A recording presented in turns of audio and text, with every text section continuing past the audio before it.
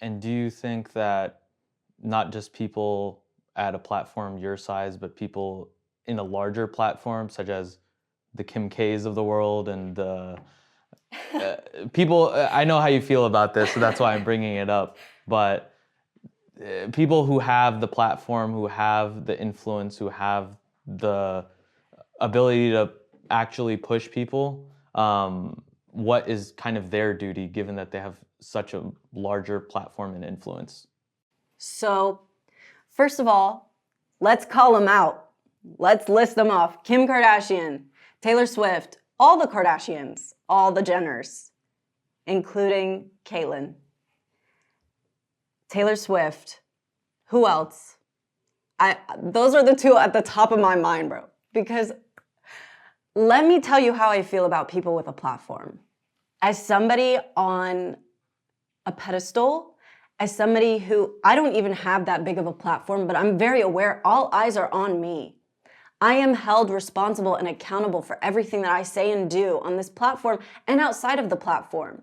And even though I don't have as many followers as Kim Kardashian, I'm still very, very vigilant of what I do outside in this world.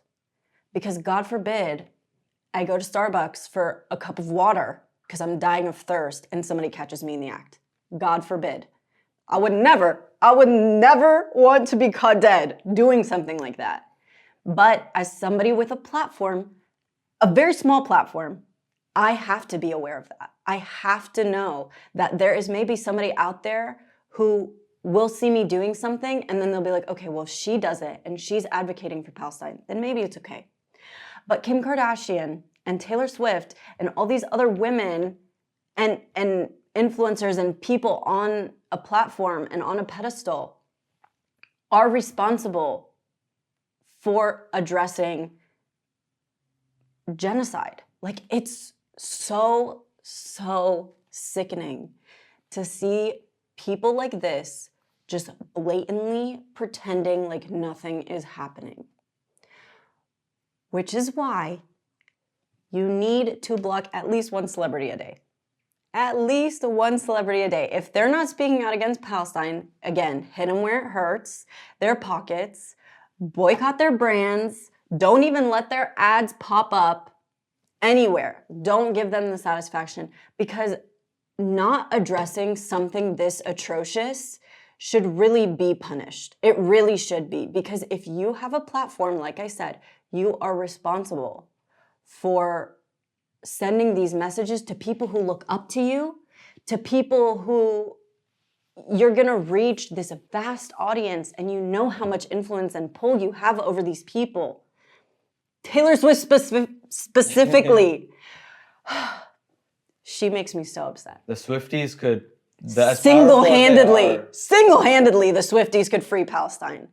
But she's not addressing it. Not only is she not addressing it, but she's just being completely tone deaf, hanging out with her neo-Nazi boyfriend, going like to the football games. She's touring the world. She's releasing new music. Taylor Swift, who doesn't release anything, released new music during genocide and just thought like, okay, well, I'm not gonna address it, but also I'm gonna act like it's not happening. And I'm gonna drop this album. And I'm gonna distract people, and I'm gonna give them something else to think about. Somebody who reclaimed her music, re-recorded all of her music, took the time, paid for the bands. She spent time and money to reclaim what's hers. The right of return is part of the Taylor Swift brand. And she still chooses to stay silent. All these celebrities, on top of our politicians failing us and our governments failing us, we now have these celebrities who we endorse and we put on a pedestal. We made these people famous. They wouldn't be famous without us. They're also failing us. Even micro-influencers, people not as big as Kim Kardashian, small TikTok influencers, people like that, they have a responsibility. You have a reach. Educate people, do something good. Like, make this a beneficial environment for all. I just don't understand. Why is it so hard to say genocide is bad? I don't get it. Genocide in any scope is bad. Killing children, is bad. How can you justify things like that? Even if you don't post about it every day, speak on it. Say something. Have a backbone. What are you scared of? Losing money? Taylor Swift is scared of losing money? Taylor Swift takes a private jet 15 minutes up the road. A 15-minute car ride she takes up the road with a private jet. She has so much money she doesn't even know what to do with. Same for Kim Kardashian. We line their pockets. We make them famous. We give them their platform. So in turn, we can also take away their money, take away their platform, and hold them responsible because they should be responsible. People always tell me, oh, well, this isn't the place for this. I sometimes comment on like famous people's stuff and I'm like, bro, just speak out about Palestine. And people will berate me. This is not the place for this. Not everything is about this, blah, blah, blah. And then it brings me back to that moment. The world will not stop for me. The world will also not stop for Palestine. In turn, we will not stop for Palestine. Even if these people never speak about it, the truth will prevail. It will always come out.